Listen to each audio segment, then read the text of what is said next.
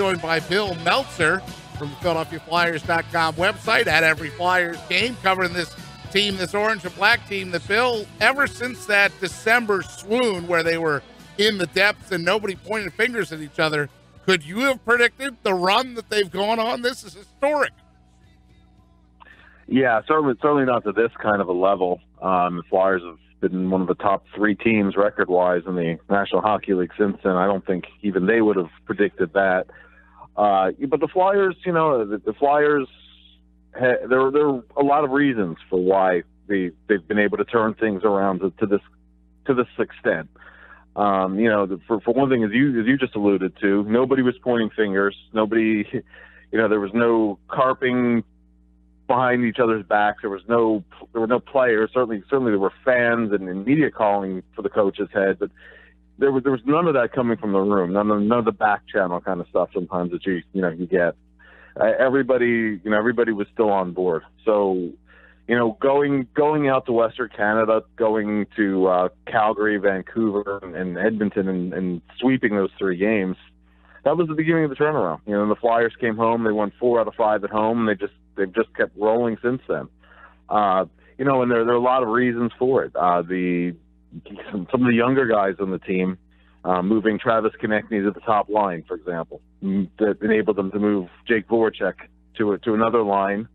And they, suddenly they could be a deeper team. Nolan Patrick stepping up recently. Oscar Lindblom coming up these last few games here and looking like he's a guy who might stay around. Changing the top pairing, putting Ivan Provorov with Shane Gostisbehere, and Ghost is just having an unbelievable season, in his own right.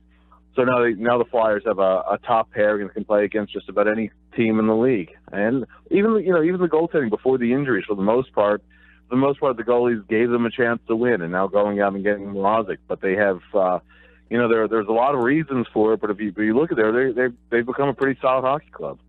Yeah, Bill, Mrazek, who you mentioned, we had Barry Melrose on Tuesday, and he mentioned how playing goalie in Detroit with their defense is a little different. He only saw 20 shots last night, just 2 in the first period. So were you impressed with what you saw, and do you think he fits in nicely with the defense in front of him? Mrazek is a very aggressive puck-handling goalie, and I was interested going into last night's game to see how, with the benefit of only one practice, whether he might tone that down a little bit. He really didn't. He was still pretty aggressive playing the puck. That's an asset to a team. When teams dump pucks in, goalie stops it behind the net, you break out quickly. Mrazek is a very talented goaltender. You could say the same thing about Michael Neuwirth, and Elliott is a different kind of goalie, but he's a goalie who 2 years ago looked to be one of the rising young stars in the NHL. Had a really rough season last year, lost the starting job he'd seemed to have won, maybe didn't handle that too well. This season he's been inconsistent, but he didn't have a very good Detroit team in front of him, as you just alluded to. He certainly has a high degree of talent and a capability of getting hot and stealing games when you need them, but he has to prove it in terms of consistency. He had a very impressive first game, but he needs to follow that up. Yeah, and another thing Melrose suggested to us was he felt that Mrazek gives the Flyers a better shot in the playoffs than even Elliott or Neuwirth would. Well, if Mrazek gets hot, I think we all remember what 2 seasons ago what Neuwirth did against the Capitals, where Neuwirth got that series 6 games, and Game 6 they lost 1-0, but the Flyers were at the brink of getting swept, and really it was the goaltending play that got them almost to the brink of Game 7. The Flyers were still getting outplayed in those games. They didn't have Sean Couturier. They lost him for the series in Game 1, and just the impact of the goalie almost took it 7 games. Mrazek has that capability too. Mrazek, a couple of years ago, Detroit was able to extend its run of playoff seasons because Mrazek had a dynamic season as a 24-year-old. And again, he's had trouble following it up since then, but the capability is there at least. Bill, when you talk about this turnaround that the Flyers have had since December to now, and you talk about some of the young guys, which of the young players do you think has progressed the farthest or the furthest, if you will? Because you have Nolan Patrick's a candidate, Travis Konecny, TK moving to that top line. It's been a big deal, and you can't overlook Robert Hagg, the rookie defenseman. Hagg has settled in nicely, leading the league in hits. He's been a good, solid defensive kind of defenseman. He's a guy he's a good case in point for why you're patient with young players, and they all have to find an identity. And when Robert first came over from Sweden, I think his thought process was, I'm going to be more of an offensive defenseman. He was kind of being groomed as a guy who was going to play power play and those kind of things, and kind of struggled to find who he really was as a player. He simplified things a lot, and he's stepped into the NHL. He's dressed in every game, and he's been solid, particularly early this season when he was with Gostisbehere. But even more recently, he's playing kind of the number 4 defenseman role, and he's been sound for the team. But I think in terms of young players stepping up, I mean, you have to start with Konecny since Christmas. He's been averaging a point a game. I mean, now right now he's dealing with an injury, kind of a day-to-day thing. He took a puck off the foot the other day. Getting him back in the line will be a big thing. And honestly, I mean, I think one of the biggest reasons for the Flyers' surge this season has been the turnaround in Shane Gostisbehere's game.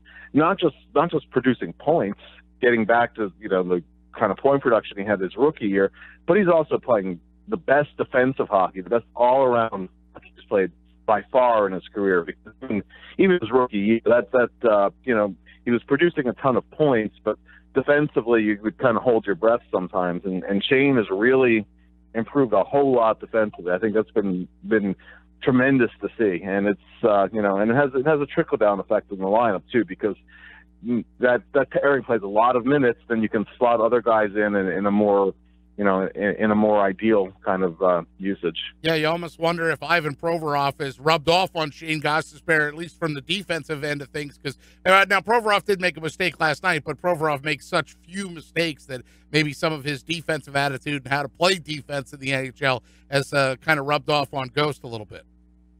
That's certainly, and the two of them just read off each other well. You can see the level of hockey intelligence that the two of them have. Last night's thing being an interesting case in point where communication is so important on the ice. The mistake was made by Provorov, but actually that was the one mistake Mrazek made last night had nothing to do with any shots he faced. It was not tapping his stick on the ice when the penalty was over. So Provorov didn't see there was back pressure on him. All of a sudden he loses the puck. And, those little communication kind of things are so critical. And I think that one of the biggest strengths of the Gostisbehere and Provorov pairing is they communicate very well with each other. Are we seeing Nolan Patrick mature in front of our eyes? Oh, absolutely. Absolutely. Nolan had bilateral hernia surgery, so that set him back. He had a kind of a short summer. Then he had a concussion, and on top of that, he's a 19-year-old making the adjustments to the NHL. I think what you're seeing now as they've gotten to the second half of the season is the player that the player that everybody expected him to be when he was taken second overall, and going into last year, he was the consensus number 1 pick for probably 2 years leading into the draft. He's big, he's strong, he's a smart player, and he can finish plays around the net. I think that you're seeing just the tip of the iceberg with him. He's going to be a very good player in the league. I thought his goal last night was very Wayne Simmons-esque. If you went to a Broadway play and the main performer wasn't there, they'd say the understudy's going to be, well, I thought Nolan Patrick did a pretty good Wayne Simmons-esque job of occupying the front of the net there and finding a loose puck. Absolutely. And, there's an example of, a lot of times where with young players, a lot of times they take their game to another level when an opportunity presents itself. You look at Ghost coming up to the big team and making an impact 2 years ago was because Mark Streit got hurt. So now Simmons isn't available, and Nolan Patrick gets a chance on the top power play unit as the net front guy, and he has goals in both games since then. And it's definitely it's a very encouraging sign for the team, but it's also a testament to the player himself. Now, before we let you go, as we talk with Bill Meltzer, most people or many people may or may not know this. You're the author or the creator of the trivia questions on the television broadcast each night. When that trivia question comes up, this comes from the genius mind of Bill Meltzer, right? So I figured it would be good to ask you then, because the Flyers have now started 4 goaltenders, right? Last night when they started Mrazek, that's their 4th goaltender. The last time they started 4 goaltenders in the season, 2009, 2010. Can you name the goaltenders from 09-10? Right. Yeah. Well, it would be Ray Emery, it'd be Brian Boucher, Michael Layton, and the tricky one is Johan Backlund.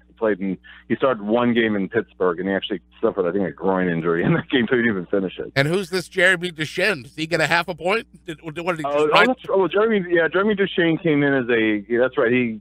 He was dressed as a backup, and he actually came into 1 game briefly. He didn't start, but yeah, that was another goal that appeared that year. Yeah. All right, let's find a way to work that into the trivia. I want to know that I had some contribution there.